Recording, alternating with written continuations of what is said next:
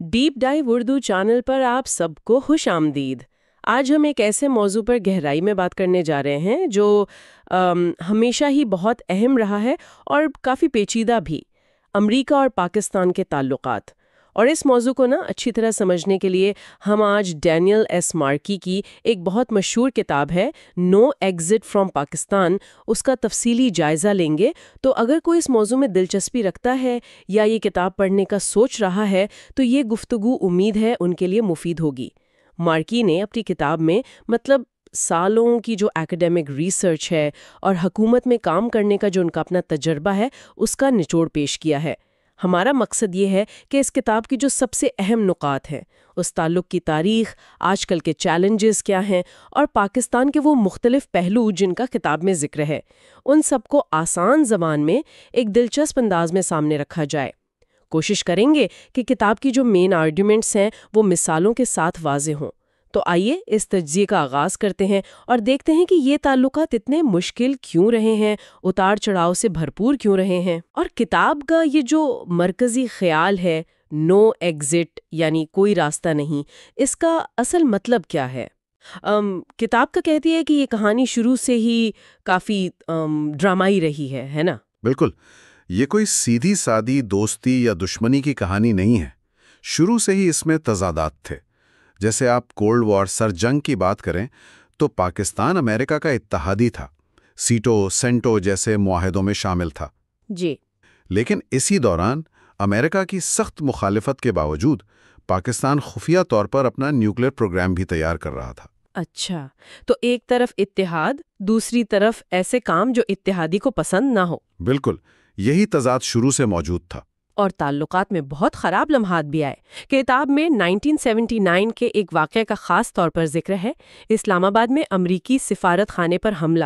یہ تو کوئی چھوٹا واقعہ نہیں تھا۔ جی ہاں، یہ ایک انتہائی سنگین واقعہ تھا۔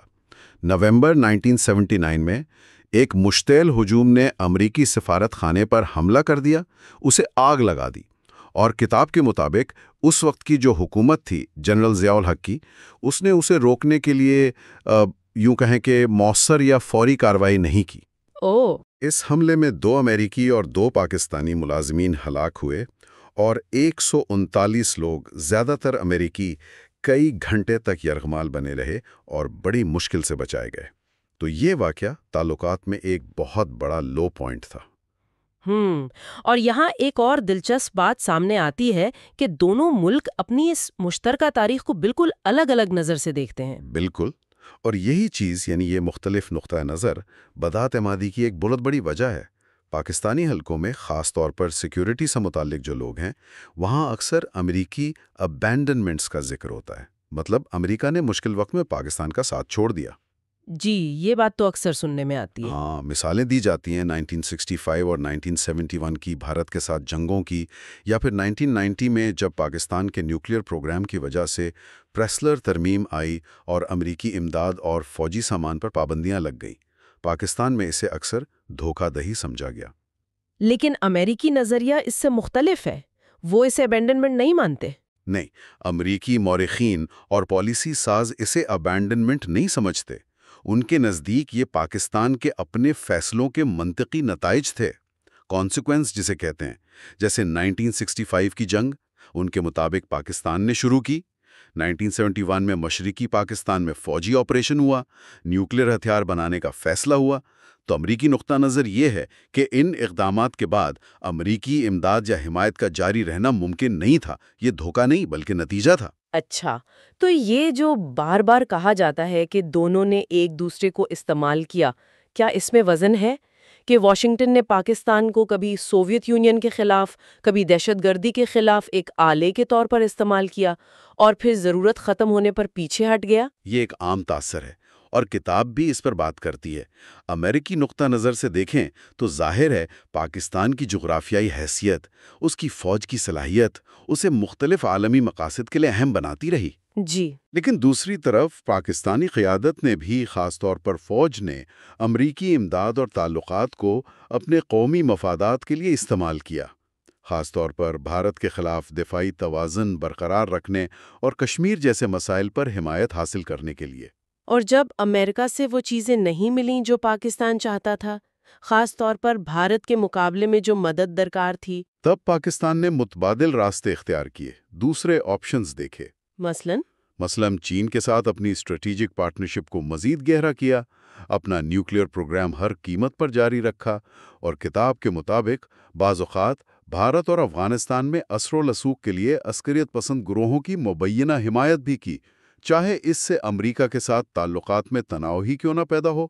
تو یہ استعمال والی بات وہ یک طرفہ نہیں تھی۔ تو اس ساری لین دین، ان مختلف توقعات اور فیصلوں کا مجموعی نتیجہ کیا نکلا؟ ظاہر ہے اعتماد تو نہیں بڑھا ہوگا۔ نتیجہ نکلا گہری جڑیں پکڑی ہوئی بد اعتمادی، مسٹرسٹ۔ آج پاکستان میں آپ دیکھیں، حکومتی اہلکاروں سے لے کر عام آدمی تک امریکہ کے بارے میں شکوک و شبہات اور منفی جذبات نظر آئیں گے۔ جی ہاں، یہ تو ہے۔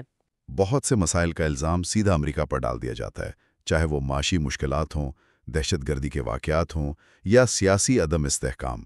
اکثر اس میں سازشی نظریات، کنسپیریسی تھیوریز کا بھی بڑا دخل ہوتا ہے کہ جی ہر برائی کے پیچھے امریکہ کا ہاتھ ہے۔ یہ تو بڑی دلچسپ بات ہے، کیونکہ کتاب یہ بھی کہتی ہے کہ بہت سے پاکستانی، خاص طور پر نوجوان نسل، وہ امریکی اقدار جیسے شخصی آزادی، جمہوریت، معاشی مواقع، ان کو قدر کی نگاہ سے بھی دیکھتے ہیں۔ یہ تضاد نہیں؟ بالکل، اور یہ ایک بہت اہم نقطہ ہے۔ یہ تصویر بالکل بلیک اینڈ وائٹ نہیں ہے۔ امریکہ مخالف جذبات اپنی جگہ، لیکن امریکی نظام تعلیم، ٹیکنالوجی، طرز زندگی، اس کے لیے کشش بھی موجود ہے۔ کتاب کے مطابق یہ امید کی ایک چھوٹی سی کرن ہے کہ اگر مستقبل میں امریکی پالیسیاں بدلیں یا مسلم دنیا کے بارے میں عمومی تاثر بہتر ہو یا خود پاکستان کی اندرونی سیاست میں مثبت تبدیلیاں آئیں، تو شاید امریکہ کو پاکستانی معاشرے میں نئے حامی مل سکیں۔ ویسے یہ مایوسی یا فرسٹریشن کیا صرف پاکستان کی طرف سے ہی ہے؟ کیا واشنگٹن میں سب ٹھیک ہے پاکستان کو لے کر؟ نہیں، بالکل نہیں۔ واشنگٹن میں بھی پاکستان کو لے کر شدید مایوسی پائی جاتی ہے۔ اسے بعض اوقات پاکستان فٹیگ بھی کہا جاتا ہے۔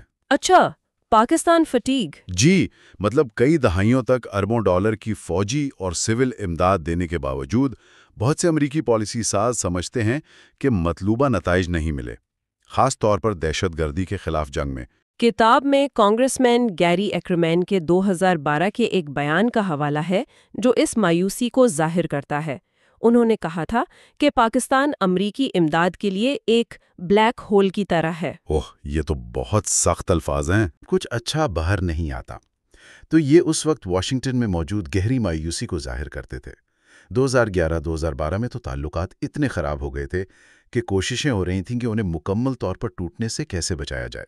اچھا، تو اتنی مایوسی اور بدعتمادی کے باوجود کتاب کا جو مرکزی خیال ہے وہ نو ایگزٹ ہے، یعنی امریکہ پاکستان سے الگ نہیں ہو سکتا چاہے کتنا ہی چاہے۔ یہ تو بڑی عجیب بات لگتی ہے۔ اس کی کیا وجہ بتائی گئی ہے؟ اس کی بنیادی وجہ کتاب بتاتی ہے میوچول ولنریبلٹی۔ میوچول ولنریبلٹی یعنی باہمی انحصاری بھی اور باہمی خطرات بھی۔ مطلب یہ کہ دونوں ممالک ایک دوسرے کے اہم مفادات کو نقصان پہنچانے کی صلاحیت رکھتے ہیں، اور اسی لیے وہ ایک دوسرے کو مکمل طور پر نظر انداز نہیں کر سکتے، چاہے تعلقات کتنی خراب کیوں نہ ہوں۔ صرف ہے یا اس کے لیے ولنریبل ہے؟ کیا یہ صرف امداد کی بات ہے؟ امداد ایک اہم حصہ ضرور ہے۔ پاکستان کی معیشت، فوج، خاص طور پر جدید ہتھیار جیسے F-16 طیارے، ان کے لیے امریکی امداد اور ٹیکنالوجی پر انحصار رہا ہے۔ پھر عالمی مالیاتی اداروں IMF، ورلڈ بینک، وہاں امریکی اثر و رسوخ پاکستان کے لیے اہم ہے۔ جی، لیکن اس سے بڑھ کر پاکستان اندرونی طور پر کئی چیلنجز کا شکار ہے۔ کتاب کہتی ہے کہ ملک پر اب بھی پرانے طاقتور طبقوں، جاگیردار، بڑے صنعت کار، فوج یعنی ایلیٹس کا کنٹرول ہے، لیکن یہ طبقے خود دباؤ میں ہیں۔ ایک طرف شدت پسند اور انقلابی گروہ ہیں جیسے TTP اور دوسرے عسکریت پسند، جو ریاست کے لیے چیلنج بنے ہوئے ہیں، اور بعض اوقات تو یہ ماضی میں ریاست کی پالیسیوں کی وجہ سے ہی مضبوط ہوئے۔ دوسری طرف تیزی سے بڑھتی ہوئی نوجوان آبادی ہے، خاص طور پر شہروں میں، جو بہتر تعلیم، نوکریاں اور مواقع مانگ رہی ہے۔ اصلاح پسند سیاسی قوتیں اتنی مضبوط نہیں کہ ان دباؤ کا مقابلہ کر سکیں۔ کتاب تو یہاں تک کہتی ہے کہ سب سے بڑا خطرہ شاید فوج کے اندر کسی قسم کا انتشار یا تقسیم ہو سکتا ہے، اگرچہ یہ دور کی بات لگتی ہے۔ ان تمام اندرونی کمزوریوں کی وجہ سے پاکستان کہیں نہ کہیں بیرونی مدد، خاص طور پر امریکہ کی طرف دیکھتا ہے۔ ٹھیک ہے، اور دوسری طرف امریکہ کیسے پاکستان کے حوالے سے ولنریبل ہے؟ 9/11 کے بعد تو ظاہر ہے دہشت گردی کا خطرہ سب سے بڑا لگتا ہے۔ یہ بالکل 9/11 کے بعد امریکہ کے لیے سب سے بڑا خطرہ پاکستانی سرزمین سے اٹھنے والی دہشت گردی رہا ہے۔ القاعدہ کے کئی اہم رہنما بشمول 9/11 حملوں کے مبینہ ماسٹر مائنڈ خالد شیخ محمد KSM اور خود اسامہ بن لادن پاکستان میں پائے گئے۔ جی ہاں، ایبٹ آباد والا واقعہ۔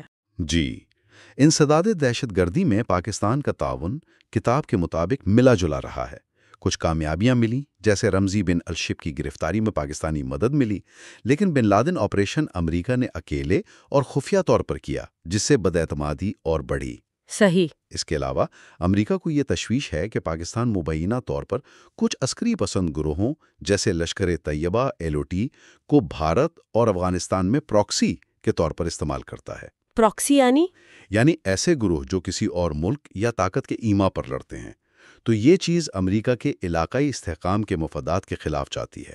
اور دہشت گردی کے علاوہ کیا اور بھی خطرات ہیں امریکہ کے لیے؟ دوسرا بڑا خطرہ پاکستان کا تیزی سے بڑھتا ہوا نیوکلیئر پروگرام ہے، خاص طور پر ٹیکٹیکل یا کم فاصلے تک مار کرنے والے جوہری ہتھیاروں کی تیاری۔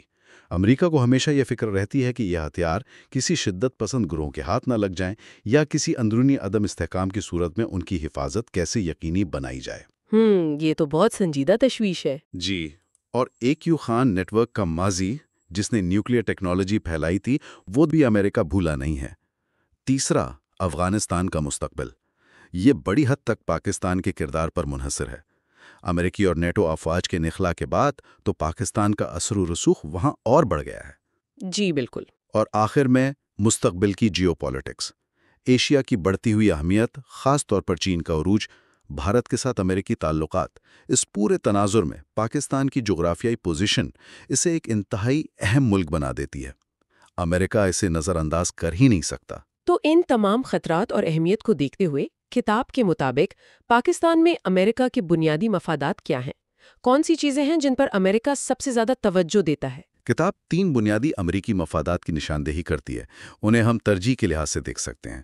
نمبر 1، فوری خطرہ، امیڈیٹ تھریٹ، یہ ہے دہشت گردی، یعنی القاعدہ کے باقیات، TTP، لشکر طیبہ، دوسرے بین الاقوامی دہشت گرد گروہوں کو پاکستان کی سرزمین استعمال کرنے سے روکنا، امریکی اہداف پر حملوں کو روکنا۔ ٹھیک ہے۔ نمبر 2، سب سے اہم خطرہ، وائٹل تھریٹ، یہ ہیں پاکستان کے نیوکلیئر ہتھیار، ان کی حفاظت یقینی بنانا، ان کا غلط ہاتھوں میں جانے سے روکنا، مزید پھیلاؤ یعنی پرولیفریشن کو روکنا، اور مستقبل میں کسی ممکنہ عدم استحکام میں ان کے محفوظ رہنے کو یقینی بنانا۔ جی۔ اور نمبر 3، ابھرتا ہوا چیلنج، ایمرجنٹ چیلنج، یہ ہے علاقائی جیو پالیٹکس، اس میں افغانستان میں استحکام لانا، بھارت کے ساتھ تعلقات کو مینج کرنا اور چین کے بڑھتے ہوئے اثر و رسوخ کے پیش نظر جنوبی ایشیا میں ایک قابل قبول توازن برقرار رکھنا۔ پاکستان ان تینوں معاملات میں کلیدی حیثیت رکھتا ہے۔ یہ تینوں چیزیں تو اپنی جگہ بہت اہم ہیں، لیکن ان سب کو ایک ساتھ مینج کرنا، خاص طور پر پاکستان جیسے پیچیدہ ملک کے ساتھ، یقیناً بہت مشکل ہوگا۔ کتاب کیا چیلنجز بتاتی ہے اس پالیسی کو بنانے اور نافذ کرنے میں؟ جی ہاں، یہ انتہائی مشکل کام ہے۔ کتاب کئی چیلنجز کا ذکر کرتی ہے۔ پہلا چیلنج تو یہی ہے کہ ان تینوں مفادات میں کبھی کبھی تضاد پیدا ہو جاتا ہے، آپس میں کانفلکٹ آ جاتا ہے۔ اچھا، مثلاً اگر امریکہ دہشت گردی پر بہت زیادہ دباؤ ڈالے تو ہو سکتا ہے نیوکلیئر سیکیورٹی پر تعاون کم ہو جائے، جس کے لیے پاکستانی فوج کا اعتماد ضروری ہے۔ یا اگر امریکہ بھارت کے ساتھ تعلقات بہت زیادہ بڑھائے تو پاکستان خود کو غیر محفوظ محسوس کر سکتا ہے اور چین کے مزید قریب جا سکتا ہے یا اپنے نیوکلیئر پروگرام کو اور تیز کر سکتا ہے۔ تو ایک چیز کو پش کرنے سے دوسری پر اثر پڑتا ہے۔ صحیح، یہ تو ایک بڑا چیلنج ہے۔ دوسرا بڑا چیلنج یہ ہے کہ کون سا طریقہ اپنایا جائے۔ صرف تعاون، انگیجمنٹ کی پالیسی سے شاید پاکستان پر دباؤ نہ ڈالا جا سکے کہ وہ اپنی پالیسیاں بدلے، لیکن صرف دباؤ، پریشر جیسے امداد روکنا یا پابندیاں لگانا، اس سے شاید وہ تعاون ختم ہو جائے جو دہشت گردی یا نیوکلیئر سیکیورٹی جیسے معاملات میں ضروری ہے۔ تو کوآپریشن اور پریشر کا صحیح توازن کیسے قائم کیا جائے، یہ ہمیشہ ایک بڑا سوال رہا ہے۔ بالکل۔ تیسرا چیلنج علاقائی سیاست ہے۔ پاکستان کے بھارت اور افغانستان کے ساتھ تعلقات یہ امریکی پالیسی کو براہ راست متاثر کرتے ہیں۔ امریکہ جو بھی قدم اٹھاتا ہے اسے ان تینوں ممالک کے آپسی تعلقات اور رد عمل کو مد نظر رکھنا پڑتا ہے۔ یہ ایک طرح سے آپ کہہ لیں 3 ڈائمینشنل چیس کی طرح ہے۔ یہ واقعی بہت پیچیدہ تصویر ہے۔ کتاب اس پیچیدگی کو سمجھنے کے لیے ایک بہت دلچسپ زاویہ پیش کرتی ہے۔ یہ پاکستان کے 4 چہرے 4 فیسز آف پاکستان والا نظریہ، یہ کیا ہے اور یہ ہمیں کیا سمجھنے میں مدد دیتا ہے؟ یہ کتاب کا ایک بہت اہم حصہ ہے جو پاکستان کی اندرونی حقیقت اور اس کے تضادات کو سمجھنے میں مدد دیتا ہے۔ مارگی کا کہنا ہے کہ پاکستان کو کسی ایک شناخت میں قید نہیں کیا جا سکتا، بلکہ اسے 4 مختلف اور بعض اوقات ایک دوسرے سے متضاد چہروں کے ذریعے بہتر سمجھا جا سکتا ہے۔ پہلا چہرہ کون سا ہے؟ پہلا چہرہ ہے باسکٹ کیس، یعنی ایک ایسا ملک جو شدید معاشی اور سماجی مسائل کا شکار ہے۔ باسکٹ کیس مطلب جہاں پر پرانے طاقتور طبقے، ایلیٹس وسائل پر قابض ہیں، عدم مساوات بہت زیادہ ہے، نسلی اور لسانی بنیادوں پر تقسیم گہری ہے، گورننس کمزور ہے، ٹیکس وصولی بہت کم ہے۔ کتاب میں گروتھ وداؤٹ ڈیولپمنٹ کی اصطلاح استعمال ہوئی ہے، یعنی معاشی چھرے نمو تو کچھ نہ کچھ رہی ہے، لیکن اس کا فائدہ عام آدمی تک نہیں پہنچا۔ صحت، تعلیم، پینے کا صاف پانی، بجلی جیسی بنیادی سہولیات کا شدید فقدان ہے۔ کتاب میں مثال دی گئی ہے کہ 2010 کے قریب 50% سے زیادہ بچے اسکول میں ایک سادہ جملہ تک نہیں پڑھ سکتے تھے۔ او خدایا! جی، تو یہ ہے پہلا چہرہ۔ دوسرا چہرہ ہے گیرسن اسٹیٹ، یعنی ایک فوجی ریاست۔ گیرسن اسٹیٹ؟ جی، جہاں فوج نہ صرف ملکی دفاع کے ذمہ دار ہے بلکہ اس کا سیاست، معیشت اور خارجہ پالیسی پر بھی گہرا اثر و رسوخ ہے۔ فوج خود کو پاکستان کی بقا اور نظریاتی سرحدوں کا محافظ سمجھتی ہے۔ بھارت کو بنیادی اور وجودی خطرہ سمجھا جاتا ہے، اور اسی خطرے کے پیش نظر ایک مضبوط فوج، نیوکلیئر ہتھیار اور بعض اوقات عسکری پسند گروہوں کی حمایت کو ضروری سمجھا جاتا ہے۔ ملک کی طاقتور انٹیلیجنس ایجنسی ISI یعنی انٹر سروسز انٹیلیجنس اس گیرسن اسٹیٹ کا ایک اہم ستون ہے۔ ٹھیک، تیسرا چہرہ ہے ٹیررسٹ انکیوبیٹر، یعنی ایک ایسی جگہ جہاں دہشت گردی اور انتہا پسندی کو پنپنے کا موقع ملتا ہے۔ یہ تو بہت سنگین الزام ہے۔ کتاب اس کی جڑیں ریاست میں اسلام کے کردار پر جاری بحث، جنرل ضیاء الحق کے دور کی اسلامائزیشن، افغان جہاد اور سعودی عرب کے نظریاتی اثر و رسوخ میں دیکھتی ہے۔ پاکستان میں کئی مقامی اور بین الاقوامی شدت پسند گروہ موجود رہے ہیں یا ہیں، جیسے TTP، لشکر طیبہ، جیش محمد، القاعدہ سے وابستہ گروہ۔ کتاب کہتی ہے کہ بعض اوقات ان گروہوں کو ریاستی اداروں کی مبینہ پشت پناہی بھی حاصل رہی، خاص طور پر بھارت اور افغانستان کے خلاف استعمال کرنے کے لیے۔ اس کے علاوہ توہین رسالت جیسے قوانین کا غلط استعمال۔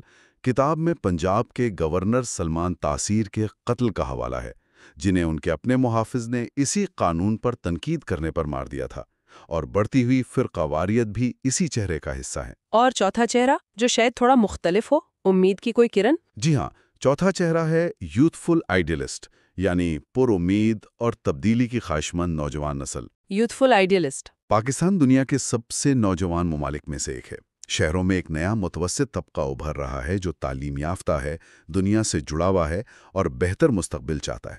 2002 کے بعد نجی میڈیا چینلز کے آنے سے معلومات تک رسائی بڑھی ہے اور عوامی بحث مباحثے کو فروغ ملا ہے۔ یہ نسل سٹیٹس کو یعنی پرانے نظام سے غیر مطمئن ہے اور تبدیلی کا مطالبہ کرتی ہے۔ کتاب میں عمران خان کی پاکستان تحریک انصاف PTI کی مقبولیت کو اسی خواہش کی ایک مثال کے طور پر پیش کیا گیا ہے، اگرچہ 2013 کے انتخابات میں وہ مکمل کامیابی حاصل نہیں کر سکے تھے۔ کتاب اس وقت لکھی گئی تھی۔ تو یہ چاروں چہرے، basket case, garrison state, terrorist incubator اور یوتھفل آئیڈیلسٹ، یہ ایک ہی وقت میں پاکستان میں موجود ہیں، اور شاید اسی لیے پاکستان کی پالیسیز اور رویے بعض اوقات اتنے متضاد اور انپریڈکٹیبل لگتے ہیں۔ بالکل، کتاب کا نقطہ یہی ہے کہ امریکی پالیسی سازوں کو ان چاروں حقیقتوں کو بے وقت مد نظر رکھنا پڑتا ہے۔ آپ صرف گیرسن اسٹیٹ سے ڈیل نہیں کر سکتے اور یوتھفل آئیڈیلسٹ کو نظر انداز نہیں کر سکتے۔ آپ ٹیررسٹ انکیوبیٹر والے مسئلے سے نمٹنا چاہتے ہیں تو آپ کو باسکٹ کیس والے سماجی اور معاشی مسائل کو بھی سمجھنا ہوگا۔ یہ چاروں چہرے ایک دوسرے پر اثر انداز ہوتے ہیں اور امریکی پالیسی کے لیے چیلنجز پیدا کرتے ہیں۔ اب واپس آتے ہیں امریکہ مخالف جذبات کی طرف۔ ہم نے بات کی کہ یہ بہت گہرے ہیں۔ کتاب ان کی جڑیں کہاں دیکھتی ہے؟ کیا یہ سب کچھ 9/11 اور اس کے بعد کی جنگ کا نتیجہ ہے؟ نہیں، کتاب واضح کرتی ہے کہ امریکہ مخالف جذبات 9/11 سے بہت پہلے سے موجود تھے اور ان کی کئی پرتیں ہیں۔ کتاب بنیادی طور پر 3 بڑی وجوہات یا گروہوں کی نشاندہی کرتی ہے۔ اچھا، وہ کیا ہے؟ پہلا ہے لیفٹسٹ لبرل طبقہ۔ یہ طبقہ تاریخی طور پر امریکی سامراجیت، امپیریلزم اور تیسری دنیا کے معاملات میں امریکی مداخلت کا مخالف رہا ہے۔ پاکستان کے حوالے سے یہ لوگ امریکہ کی طرف سے فوجی آمروں جیسے ایوب خان، ضیاء الحق اور بعد میں پرویز مشرف کی حمایت پر شدید تنقید کرتے ہیں۔ ان کے نزدیک امریکہ نے پاکستان میں جمہوریت کو پنپنے نہیں دیا۔ کتاب میں ذوالفقار علی بھٹو اور اعتزاز احسن جیسی شخصیات کے خیالات کو اس کی مثال کے طور پر پیش کیا گیا ہے۔ ٹھیک ہے، دوسرا؟ دوسرا ہے قوم پرست طبقہ، نیشنلسٹس۔ یہ وہ لوگ ہیں جو پاکستان کے قومی مفادات کو سب سے اوپر رکھتے ہیں اور یہ فوج اور سویلین بیوروکریسی میں کافی مضبوط ہیں۔ یہ امریکہ کو ایک ناقابل اعتبار اتحادی، ایک فیئر ویدر فرینڈ سمجھتے ہیں جس نے پاکستان کو ہمیشہ اپنے مقاصد کے لیے استعمال کیا اور جب ضرورت ختم ہوئی تو اسے تنہا چھوڑ دیا۔ وہی ابانڈنمنٹس والی بات۔ جی، وہی 1965، 1971 کی جنگیں اور 1990 کی پریسلر پابندیاں، پریسلر امینڈمنٹ سینکشنز۔ پاکستان کے نیوکلیئر پروگرام پر امریکی رویے کو منافقانہ، ہپوکریٹیکل سمجھا جاتا ہے کہ امریکہ خود اور اس کے اتحادی تو نیوکلیئر ہتھیار رکھیں لیکن پاکستان کو اس حق سے محروم کرنے کی کوشش کریں۔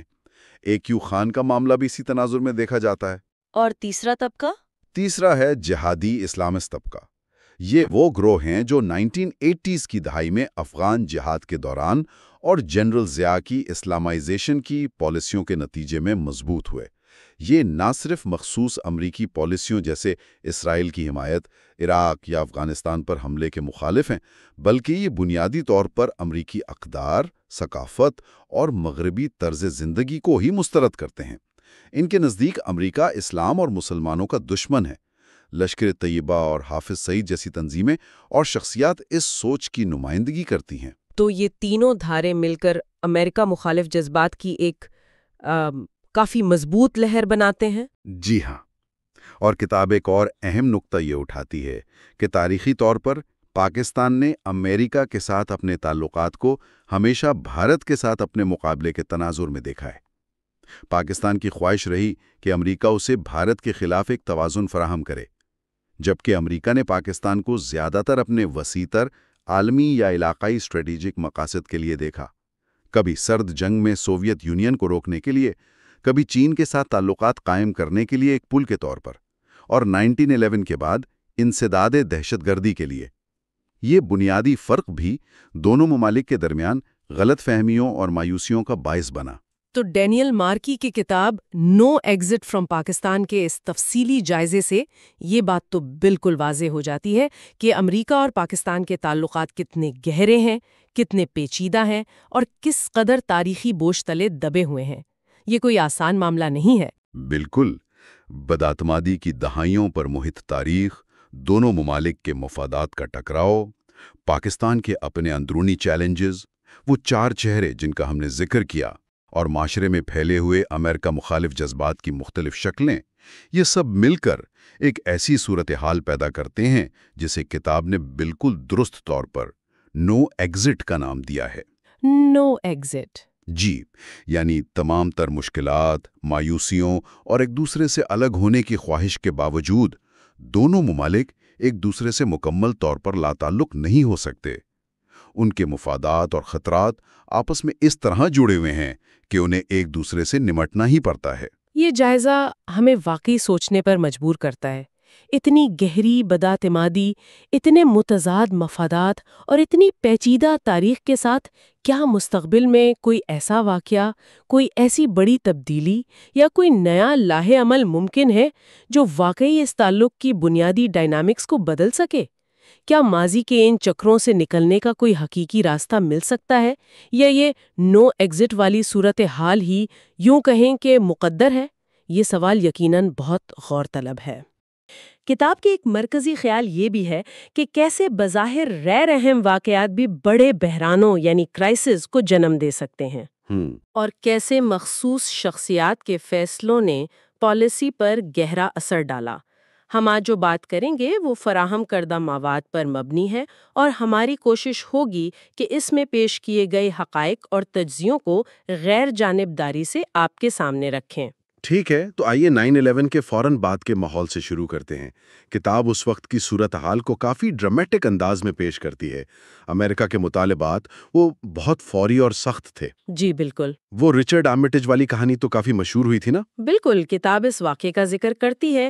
تفصیلات کے مطابق اس وقت کے امریکی deputy secretary of state Richard Armitage نے مبینہ طور پر پاکستانی حکام کو ایک بہت واضح پیغام دیا: "You're either with us or you're not." سیدھا پیغام۔ جی، اور صدر مشرف نے اپنی یادداشتوں میں یہاں تک لکھا کہ آرمیٹیج نے پاکستان کو پتھر کے دور میں بمباری کرنے یعنی bomb Pakistan back to the stone age کی دھمکی دی تھی اگر تعاون نہ کیا گیا۔ آرمیٹیج خود اس سٹون ایج والی بات کی تردید کرتے ہیں، لیکن اس سے یہ اندازہ ضرور ہوتا ہے کہ اس وقت تناؤ کس حد تک تھا۔ یقیناً، اور اس دباؤ کے تحت مشرف حکومت نے فوری تعاون کا فیصلہ کیا۔ ذرائع بتاتے ہیں کہ امریکہ نے 7 مخصوص مطالبات 7 اسپیسیفک ریکویسٹس کی ایک فہرست پیش کی۔ جی، جو اس وقت کے ISI chief general Mahmood Ahmed کو دی گئیں۔ ہاں، اور کہا جاتا ہے کہ مشرف نے وہ سب فوراً مان لیے۔ یہ کافی تیزی سے ہوا سب کچھ۔ جی، اور یہ تعاون یک طرفہ نہیں تھا۔ اس کے بدلے میں پاکستان کو بھی بہت کچھ ملا۔ اچھا، کیا ملا؟ کئی سالوں سے لگی پابندیاں یعنی سینکشنز وہ اٹھا لی گئیں۔ مالی سال 2004 تک تقریباً $4 ارب کی اقتصادی اور فوجی امداد ملی۔ $4 ارب؟ جی، $1 ارب کا قرض معاف ہوا، اور کولیشن سپورٹ فنڈز کے تحت ہر سال اربوں ڈالر ملتے رہے جو افغانستان آپریشنز میں پاکستان کے اخراجات کی مد میں تھے۔ اچھا، خاصا پیکیج تھا۔ بالکل۔ کچھ غیر مصدقہ اطلاعات کا بھی ذکر ہے، جیسے ISI کو مبینہ طور پر سینکڑوں ملین ڈالر نقد اور نیا ہیڈ کوارٹر بنانے کے لیے فنڈز دیے گئے۔ کتاب میں اس وقت کے امریکی سیکریٹری آف اسٹیٹ کولن پاول کا بھی دلچسپ ذکر ہے۔ ان کے پرانی والوو کاریں ٹھیک کرنے کے شوق کا حوالہ دے کر مصنف ایک نقطہ اٹھاتے ہیں۔ جی ہاں، وہ فکسر والی بات۔ ہاں، تو کیا ان کا یہ مسائل کو فوری طور پر فکس کرنے والا انداز پاکستان پالیسی پر بھی لاگو ہوا؟ یعنی کیا تعلقات کو بس کسی طرح چلانے پر زور رہا بجائے اس کے کہ کوئی بنیادی ٹرانسفارمیٹیو تبدیلی لائی جائے؟ یہ ایک بہت اہم سوال ہے۔ کتاب کا تجزیہ یہ ہے کہ یہ ڈیل بنیادی طور پر عملی ضرورتوں یعنی پریگمیٹزم پر مبنی تھی۔ ضرورت کے تحت؟ جی، امریکہ کو افغانستان میں طالبان اور القاعدہ کے خلاف کارروائی کے لیے پاکستان کی لاجسٹیکل سپورٹ، فضائی حدود اور انٹیلیجنس کی اشد ضرورت تھی۔ صحیح۔ لیکن مصنف یہ سوال بھی اٹھاتے ہیں کہ کیا امریکہ نے اس ابتدائی مرحلے میں صورتحال سے زیادہ فائدہ اٹھانے یعنی زیادہ لیوریج حاصل کرنے کا موقع گوا دیا؟ اچھا، مطلب کیا مشرف حکومت واقعی اتنی کمزور تھی جتنا واشنگٹن میں سمجھا جا رہا تھا، یا وہ زیادہ شرائط منوا سکتے تھے؟ یہ سوال کتاب میں اٹھایا گیا ہے۔ اور پھر وہ ڈبل گیم والا معاملہ جس کا الزام اکثر پاکستان پر لگتا رہا۔ جی ہاں، کتاب واضح کرتی ہے کہ مشرف انتظامیہ نے القاعدہ کے خلاف اور کچھ مقامی فرقہ وارانہ تنظیموں کے خلاف تو ایکشن لیا، لیکن لشکر طیبہ اور خاص طور پر افغان طالبان جیسے گروہوں کی مبینہ حمایت اور پناہ گاہیں فراہم کرنے کا سلسلہ جاری رکھا۔ درست کہا۔ اور اسی دوران امریکہ کی مایوسی یعنی فرسٹریشن بھی بڑھتی رہی، خاص طور پر جب اے کیو خان کے نیوکلیئر پھیلاؤ نیٹ ورک کا معاملہ 2004 میں سامنے آیا۔ ہاں، وہ بہت بڑا معاملہ تھا۔ جی، تجزیہ نگاروں کے مطابق امریکہ نے اس سنگین معاملے پر بھی مشرف حکومت کے خلاف نسبتاً نرم رویہ اختیار کیا، کیونکہ وہ افغانستان میں پاکستان کے تعاون کو خطرے میں نہیں ڈالنا چاہتے تھے۔ اچھا۔ کتاب اسے تعلقات کی انہیلدی پرسنلائزیشن قرار دیتی ہے، یعنی پوری پالیسی کو ایک شخص مشرف کے گرد گھومنے دینا جو طویل مدتی بنیادوں پر نقصان دہ ثابت ہوا۔ تو یہ تعلقات شروع سے ہی ایک نازک توازن پر قائم تھے، اور پھر کئی ایسے واقعات ہوئے جنہوں نے اس توازن کو مزید بگاڑ دیا۔ جی بالکل۔ ایڈمرل مائک مولن کا 2011 کا وہ سنسنی خیز بیان یاد ہے جب انہوں نے امریکی سینٹ کمیٹی کے سامنے ISI اور حقانی نیٹ ورک کے تعلقات پر بہت کھل کر بات کی تھی؟ ہاں، وہ بیان کافی دھماکہ خیز تھا۔ مولن جو اس وقت امریکی جوائنٹ چیفز آف سٹاف کے چیئرمین تھے، اور جن کے تعلقات کینی صاحب سے اچھے سمجھے جاتے تھے۔ جی بالکل، ان کے ذاتی طور پر بہت اچھے تعلقات سمجھے جاتے تھے۔ سی مولن نے ISI کو حقانی نیٹ ورک کا ویریٹیبل آرم یعنی ایک عملی بازو قرار دیا۔ کتاب میں لکھا ہے کہ پاکستان میں بہت سے لوگ حیران رہ گئے کیونکہ مولن کو عموماً پاکستان کا حمایتی سمجھا جاتا تھا۔ اور اس بیان پر پاکستان میں رد عمل بھی شدید تھا۔ کتاب کے مصنف نے خود کراچی میں کچھ نوجوان پروفیشنل سے بات چیت کا حوالہ دیا ہے جی، جو اس بیان کے بعد امریکہ کے ساتھ ممکنہ جنگ کے خدشات کا اظہار کر رہے تھے۔ ایک نوجوان کے الفاظ نقل کیے گئے ہیں: آپ کو سمجھنا چاہیے، آپ کے الفاظ نے ہمارے دلوں کی دھڑکنیں تیز کر دی ہیں، ہم مستقبل کے بارے میں خوفزدہ ہیں۔ یہ اس وقت کی عوامی بے چینی کو ظاہر کرتا ہے۔ بالکل۔ اور پھر اسی سال چند ماہ بعد نومبر 2011 میں سالالہ پوسٹ پر وہ المناک واقعہ پیش آیا جب نیٹو کے فوجی حملے میں 24 پاکستانی فوجی ہلاک ہو گئے۔ جی، وہ بہت افسوسناک تھا۔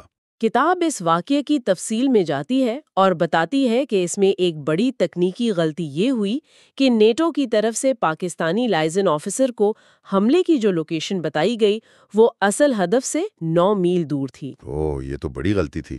جی، یہ کمیونیکیشن گیپ مہلک ثابت ہوا۔ اس واقعے نے تو تعلقات کو بالکل نچلی سطح پر پہنچا دیا تھا۔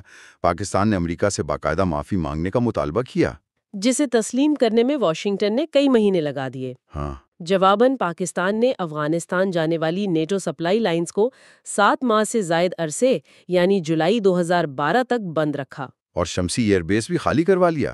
جی، بلوچستان میں شمسی ایئر بیس جو مبینہ طور پر امریکی ڈرونز کے لیے استعمال ہوتی تھی اسے بھی خالی کروا لیا گیا۔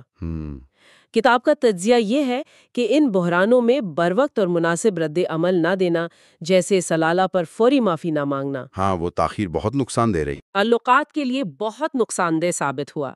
یہ واقعات ظاہر کرتے ہیں کہ دونوں ممالک کے درمیان اعتماد کا فقدان یعنی ٹرسٹ ڈیفیسٹ کتنا گہرا ہو چکا تھا۔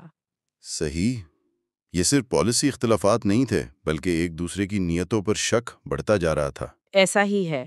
البتہ اس پورے عرصے میں کچھ مثبت پیش رفت بھی ہوئی۔ مثال کے طور پر کتاب 2005 میں پاکستان کو F-16 طیاروں کی فروخت کے معاہدے کو ایک برائٹ سپاٹ یعنی ایک روشن پہلو قرار دیتی ہے۔ جی، یہ ایک بڑی کامیابی سمجھی گئی تھی پاکستان کے لیے۔ جی، لیکن یہ بھی دلچسپ ہے کہ یہ پیش رفت بھی ایک وسیع تناظر میں ہوئی۔ یہ اسی دور میں ہوا جب امریکہ بھارت کے ساتھ اپنے تعلقات کو تیزی سے فروغ دے رہا تھا، خاص طور پر وہ سول نیوکلیئر ڈیل کے ذریعے۔ اچھا، یعنی ایک طرف F-16 اور دوسری طرف بھارت سے نیوکلیئر ڈیل۔ جی ہاں، یہیں سے امریکہ کے ڈی ہائفنیشن پالیسی کا تصور واضح ہوتا ہے، یعنی واشنگٹن کی کوشش کہ وہ بھارت اور پاکستان کے ساتھ اپنے تعلقات کو ایک دوسرے سے الگ کر کے دیکھے، نہ کہ ہمیشہ جنوبی ایشیا کے روایتی حریفوں کے طور پر۔ کتاب اس پالیسی کی عملی کامیابی پر سوالیہ نشان لگاتی ہے۔ ایک اور لمحہ جہاں تعلقات میں بہتری کی امید پیدا ہوئی تھی وہ 2005 کا تباہ کن زلزلہ تھا۔ جی بالکل۔ اس وقت امریکی فوج نے خاص طور پر اپنے چنوک ہیلی کاپٹرز کے ذریعے امدادی کارروائیوں میں بہت اہم کردار ادا کیا تھا۔ ہاں، وہ واقعی ایک غیر معمولی انسانی ہمدردی کا مظاہرہ تھا۔ اس سے پاکستانی عوام میں امریکہ کے لیے کافی خیر سگالی یعنی گڈ ول پیدا ہوئی، اگرچہ وہ وقتی ثابت ہوئی۔ وقتی تھی لیکن تھی ضرور۔ جی، یہ ظاہر کرتا ہے کہ تعلقات صرف حکومتوں کے درمیان نہیں ہوتے، عوام کی رائے بھی اہمیت رکھتی ہے۔ اب آتے ہیں ایک اور بہت ہی متنازع اور اہم موضوع پر، امریکی ڈرون حملے۔ جی، پروگرام کی ابتدا اور اثرات پر تفصیل سے روشنی ڈالتی ہے۔ بتایا گیا ہے کہ پاکستان کے قبائلی علاقوں میں پہلا معروف امریکی ڈرون حملہ جون 2004 میں نیک محمد وزیر پر کیا گیا۔ اور ذرائع کے مطابق اس کی اجازت صدر مشرف نے خود دی تھی۔ اچھا، دلچسپ بات یہ ہے کہ شروع میں پاکستانی فوج بظاہر ان حملوں کی ذمہ داری خود قبول کرتی تھی یا کم از کم ان پر خاموشی اختیار کرتی تھی، لیکن یہ پردہ زیادہ دیر قائم نہ رہ سکا، خاص طور پر جب مقامی صحافی حیات اللہ خان نے مبینہ امریکی میزائل کے ٹکڑوں کی تصاویر شائع کی۔ ہاں، اور پھر ان کے ساتھ جو ہوا وہ بہت افسوسناک تھا۔ جی، جس کے بعد وہ پراسرار طور پر لاپتہ ہوئے اور پھر ان کی لاش ملی۔ اس کے بعد یہ بات کھل گئی کہ یہ حملے امریکہ کر رہا ہے۔ اوباما انتظامیہ کے دوران ان ڈرون حملوں کی تعداد میں ڈرامائی اضافہ ہوا۔ جی، بہت زیادہ۔ کتاب اس بات کو تسلیم کرتی ہے کہ ان حملوں نے القاعدہ کی سینئر قیادت کو، جو پاکستان کے قبائلی علاقوں میں چھپی ہوئی تھی، نشانہ بنانے میں اہم کامیابیاں حاصل کیں۔ بہت سے بڑے نام ان حملوں میں مارے گئے۔ جی ہاں، انسداد دہشت گردی یعنی کاؤنٹر ٹیررزم کے نقطہ نظر سے یہ پروگرام مؤثر سمجھا گیا، لیکن اس کی بھاری قیمت بھی ادا کرنی پڑی۔ قیمت کیا تھی؟ پاکستان میں عوامی سطح پر شدید غم و غصہ پایا جاتا تھا۔ اسے ملکی خود مختاری کی خلاف ورزی سمجھا جاتا تھا۔ بالکل۔ عمران خان جیسے سیاستدانوں نے اس مسئلے کو اٹھا کر بڑے پیمانے پر احتجاج منظم کیے۔ پاکستانی فوج کے اندر بھی ان حملوں پر شدید تحفظات تھے، خاص طور پہ جب ان کی مرضی کے بغیر حملے ہوتے تھے۔ جی، خاص طور پر جب حملے ان کی مرضی کے بغیر یا ان کے علم میں لائے بغیر کیے جاتے تھے۔ مارچ 2011 کا وہ واقعہ یاد ہے جب CIA کانٹریکٹر ریمنڈ ڈیوس کی رہائی کے اگلے ہی دن ایک ڈرون حملہ ہوا۔ جی ہاں، جس میں مبینہ طور پر مقامی جرگے کے ارکان مارے گئے تھے۔ ہاں، اس پر عالمی چیف جنرل کیانی نے غیر معمولی طور پر سخت بیان دیا تھا اور اسے لاپرواہی سے معصوم شہریوں کو نشانہ بنانا قرار دیا تھا۔ بالکل، یہ فوج اور امریکی اداروں کے درمیان بڑھتی ہوئی کشیدگی کی علامت تھی۔ اور یہ تناؤ صرف پاکستان تک محدود نہیں تھا۔ کتاب میں امریکی حکومت کے اندر بھی اس پالیسی پر ہونے والی بحث کا ذکر ہے۔ جی، خاص طور پر پاکستان میں تعینات امریکی سفیر کیمرون منٹر اور واشنگٹن میں CIA ڈائریکٹر لیون پونیٹا کے درمیان اختلاف رائے پایا جاتا تھا۔ اچھا، کیا اختلاف تھا؟ سفیر منٹر کا موقف تھا کہ نچلے درجے کے شدت پسندوں کو مارنے کے لیے جو سفارتی قیمت ادا کرنی پڑ رہی ہے وہ بہت زیادہ ہے۔ خاص طور پر سگنیچر سٹرائکس کا معاملہ بہت متنازع تھا۔ سگنیچر سٹرائکس یعنی وہ حملے جو کسی مخصوص شناخت شدہ ہدف کے بجائے مشکوک سرگرمیوں کے پیٹرن کی بنیاد پر کیے جاتے تھے، اس پر بہت بحث تھی۔ تو ڈرون پروگرام ایک طرف انسداد دہشت گردی میں کامیابی کی علامت تھا، تو دوسری طرف تعلقات میں مسلسل تناؤ اور بد اعتمادی کا سبب بھی۔ بالکل۔ اسی دوران ایک اور بڑی امریکی کوشش سامنے آئی جس کا مقصد تعلقات کو بہتر بنانا تھا۔ وہ تھا کیری لوگر برمن یعنی KLB ایکٹ 2009۔ جی، اس کا بنیادی مقصد تو بہت مثبت لگتا تھا۔ جی ہاں، اس کا اعلان کردہ مقصد پاکستان میں جمہوریت اور سویلین اداروں کو مضبوط کرنا تھا، یعنی غیر فوجی امداد۔ جی، اس کے تحت پاکستان کو 5 سال کے عرصے میں سالانہ $1.5 ارب کل $7.5 ارب کی غیر فوجی امداد فراہم کی جانی تھی۔ یہ بظاہر ایک بہت بڑی پیشکش تھی جس کا مقصد تعلقات کو صرف سیکیورٹی کے دائرے سے نکال کر وسیع البنیاد بنانا تھا۔ لیکن یہ نیک نیتی پر مبنی کوشش بھی شدید تنازعات کا شکار ہو گئی۔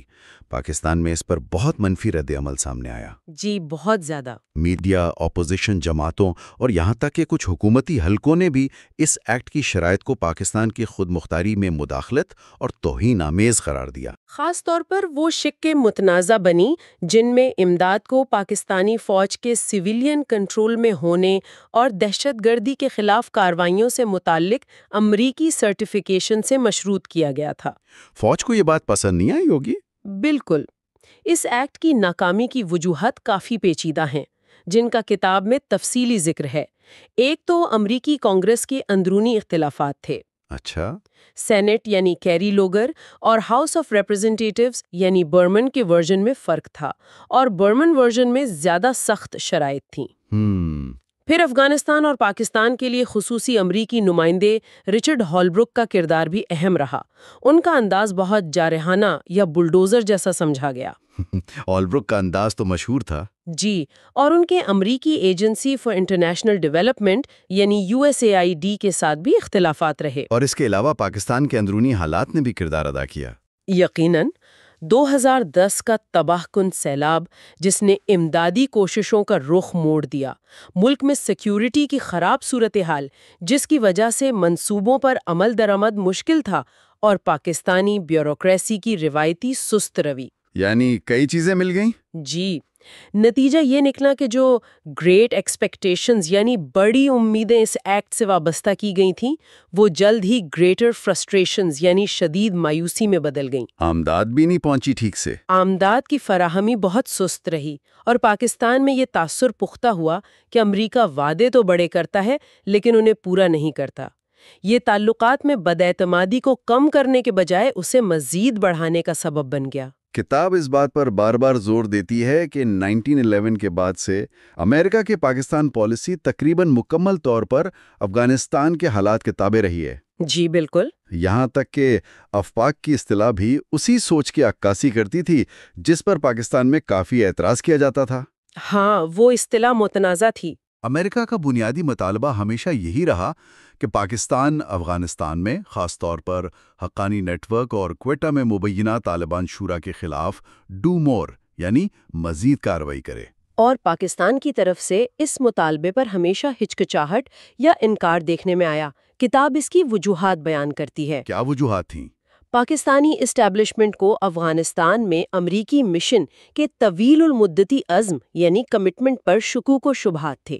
انہیں لگتا تھا کہ امریکہ بالآخر افغانستان سے نکل جائے گا اور پاکستان کو اس کے نتائج بھگتنا پڑیں گے۔ تو وہ اپنے آپشنز کھلے رکھنا چاہتے تھے۔ جی، اس لیے وہ افغانستان میں اپنے سمجھے جانے والے اسٹریٹیجک مفادات خاص طور پر بھارت کے اثر و رسوخ کو محدود رکھنے کے لیے طالبان کے ساتھ مبینہ روابط برقرار رکھنا چاہتے تھے۔ کتاب اس سلسلے میں 2004 کے شوکئی معاہدے اور 2006 کے شمالی وزیرستان معاہدے کا بھی حوالہ دیتی ہے۔ جی، وہ معاہدے پاکستانی فوج نے قبائلی علاقوں میں مقامی شدت پسندوں کے ساتھ کیے تھے جن کا ظاہری مقصد تشدد کو کم کرنا تھا۔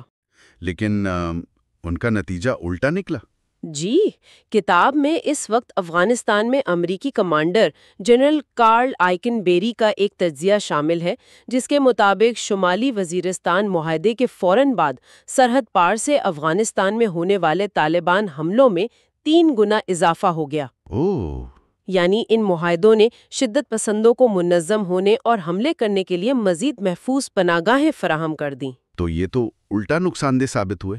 بظاہر یہی ہوا، لیکن کتاب یہ بھی کہتی ہے کہ سارا الزام صرف پاکستان پر ڈالنا بھی شاید درست نہ ہو۔ اچھا، امریکہ کی بھی غلطیاں تھیں؟ جی، امریکہ کی اپنی پالیسی کی غلطیاں جیسے عراق جنگ پر توجہ مرکوز کرنے کی وجہ سے افغانستان سے وسائل کا ہٹ جانا اور وہاں ایک مؤثر سیاسی اور سیکیورٹی حکمت عملی بنانے میں ناکامی نے بھی طالبان کی واپسی میں اہم کردار ادا کیا۔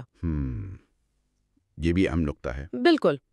اور اس پوری صورتحال میں علاقائی طاقتوں خاص طور پر چین اور بھارت کا کردار بھی بہت اہم رہا ہے۔ جی یقیناً۔ کتاب بتاتی ہے کہ جیسے جیسے امریکہ کا جھکاؤ بھارت کی طرف بڑھتا گیا، پاکستان نے بھی چین کے ساتھ اپنی روایتی آل ویدر فرینڈشپ یعنی ہر موسم کی دوستی کو مزید گہرا کیا۔ چین نے پاکستان کو اہم فوجی اور یہاں تک کہ نیوکلیئر ٹیکنالوجی کی فراہمی میں بھی مدد کی اور گوادر بندرگاہ جیسے بڑے معاشی منصوبوں میں سرمایہ کاری کی۔ سی پیک وغیرہ؟ جی، لیکن کتاب یہ نکتہ بھی اٹھاتی ہے کہ چین کی اپنی مجبوریاں ہیں۔ وہ خود بھارت کے ساتھ مستحکم تجارتی تعلقات چاہتا ہے اور خطے میں عدم استحکام نہیں چاہتا۔ تو چین بھی ایک حد تک ہی جائے گا۔ جی، اس لیے وہ امریکہ اور پاکستان کے تعلقات کا مکمل خاتمہ بھی نہیں چاہے گا۔ دوسری طرف بھارت اگرچہ پاکستان سے دہشت گردی کو ایک بڑا خطرہ سمجھتا ہے، لیکن اس کا طویل المدتی اسٹریٹجک چیلنج چین ہے۔ صحیح۔ بھارت اپنی اسٹریٹجک آٹونومی یعنی اسٹریٹجک خود مختاری برقرار رکھنا چاہتا ہے اور کسی ایک طاقت بشمول امریکہ کے ساتھ مکمل فوجی اتحاد سے گریز کرتا ہے۔ تو ان تمام پیچیدگیوں کے بعد کتاب کے آخر میں امریکہ کے پاس کیا آپشنز بچتے ہیں؟ مصنف نے کچھ ممکنہ راستوں کا خاکہ پیش کیا ہے۔ پہلا ہے ڈیفینسو انسولیشن یعنی دفاعی تنہائی۔ اس کا کیا مطلب ہے؟ اس کا مطلب ہے کہ امریکہ پاکستان کے ساتھ اپنے تعلقات کو محدود کر دے اور صرف اپنے بنیادی قومی مفادات جیسے انسداد دہشت گردی، کاؤنٹر ٹیررزم، جی خاص طور پر القاعدہ اور داعش جیسے بین الاقوامی خطرات کے خلاف اور پاکستان کے جوہری ہتھیاروں کی حفاظت کو یقینی بنانے پر توجہ مرکوز کرے۔ اس میں وسیع البنیاد تعلقات یا پاکستان کے اندرونی معاملات میں مداخلت سے گریز کیا جائے گا۔ یعنی تعلقات کم کر دو۔ دوسرا آپشن ہے ملٹری فرسٹ کوآپریشن یعنی اولین ترجیح فوج کے ساتھ تعاون۔ جی یہ کچھ ویسا ہی ہے جیسا مشرف دور کے ابتدائی سالوں میں تھا؟ جی یہ ماڈل بنیادی طور پر پاکستانی فوج اور انٹیلیجنس ایجنسیوں کے ساتھ قریبی سیکیورٹی تعاون پر مبنی ہوگا۔ اس میں سیاسی اصلاحات، جمہوریت یا معاشی ترقی جیسے معاملات پر زیادہ زور نہیں دیا جائے گا، بلکہ مشترکہ سیکیورٹی خدشات پر مل کر کام کیا جائے گا۔ اور تیسرا آپشن ہے کمپریہنسو کوآپریشن، یعنی ایک جامع شراکت داری۔ جی یہ کیری لوگر برمن ایکٹ کے پیچھے جو سوچ تھی اس سے ملتا جلتا ہے۔ بالکل، اس میں نہ صرف سیکیورٹی تعاون شامل ہوگا بلکہ پاکستان کی سویلین حکومت، معیشت، تعلیم، صحت اور سوشل سوسائٹی کی مدد پر بھی زور دیا جائے گا تاکہ ایک مستحکم اور خوشحال پاکستان وجود میں آ سکے جو خود اپنے مسائل سے نمٹنے کے قابل ہو۔ لیکن یہ تو پہلے ناکام ہو چکا ہے۔ جی کتاب واضح کرتی ہے کہ ان تینوں آپشنز میں سے ہر ایک کے اپنے فائدے اور نقصانات ہیں اور کوئی بھی آسان راستہ نہیں ہے۔ تو کتاب کا حتمی نتیجہ کیا نکلتا ہے؟ کیا کوئی واضح حل موجود ہے؟ کتاب کا بنیادی نقطہ یہی ہے کہ اس پیچیدہ اور گہرے رشتے سے کوئی آسان ایگزٹ یعنی فرار ممکن نہیں ہے۔ نو ایگزٹ۔ جی امریکہ کو شاید ان تینوں آپشنز کا ایک مرکب، ایک مکس اپنانا ہوگا جو وقت اور حالات کے مطابق بدلتا رہے۔ مصنف کا جھکاؤ بظاہر ڈیفینسو انسولیشن کی طرف زیادہ لگتا ہے، یعنی تعلقات کو محدود رکھنا، کم سے کم رکھنا۔ جی لیکن ساتھ ہی تعاون کے دروازے بھی کھلے رکھنا، خاص طور پر ان معاملات پر جہاں مفادات مشترک ہوں۔ سب سے اہم بات یہ ہے کہ توقعات کو حقیقت پسندانہ یعنی ریئلسٹک رکھا جائے اور یہ تسلیم کیا جائے کہ یہ ایک طویل مدتی چیلنج ہے جس کا کوئی فوری حل موجود نہیں۔ تو یہ تو کتاب نو ایگزٹ فرام پاکستان کے کچھ اہم پہلوؤں کا جائزہ۔ یہ کتاب ہمیں یاد دلاتی ہے کہ امریکہ پاکستان تعلقات کی کہانی کتنی پیچیدہ، کثیر الجہاتی یعنی ملٹی لیئرڈ اور اکثر تضادات سے بھری ہوئی ہے۔ جی بالکل۔ 9/11 کا واقعہ، سالالہ حملہ، ریمنڈ ڈیوس کیس جیسے بحران، مشرفس، پاول، آرمیٹیج، ملن، ہول بروک جیسی بااثر شخصیات، اور ڈرون حملوں اور KLB امداد جیسی متنازع پالیسیاں، ان سب نے مل کر اس کہانی کے تانے بانے بنے ہیں۔ بالکل، اور اس کہانی میں علاقائی عوامل، خاص طور پر بھارت اور چین کے ساتھ امریکہ اور پاکستان کے اپنے اپنے تعلقات مزید پیچیدگی پیدا کرتے ہیں۔ صحیح۔ کتاب کا عنوان ہی اس کا مرکزی پیغام ہے کہ اس تعلق سے مکمل طور پر نکل جانا شاید ممکن نہیں ہے۔ یہ ایک ایسا رشتہ ہے جسے نظر انداز نہیں کیا جا سکتا اور اسے مسلسل توجہ اور بہت محتاط انتظام یعنی کیئرفل مینجمنٹ کی ضرورت ہے۔ کتاب پڑھنے والوں کے لیے ایک اہم سوال چھوڑ جاتی ہے، کیا یہ تعلقات ہمیشہ بحرانوں یعنی کرائسز اور وقتی مفاہمت ٹیمپرری ریکنسیلیشنز کے اسی چکر میں ہی گھومتے رہیں گے؟ یا کبھی کوئی زیادہ مستحکم اور پائیدار راستہ بھی نکل سکتا ہے؟ یہ سوال یقیناً ان سب کے لیے ہے جو اس اہم دو طرفہ تعلق کی تاریخ اور مستقبل میں گہری دلچسپی رکھتے ہیں۔ بالکل، امید ہے اس گفتگو سے آپ کو کتاب کے مواد اور اس کی اہمیت کا بہتر اندازہ ہوا ہوگا۔ اگلی بار تک کے لیے اجازت دیں۔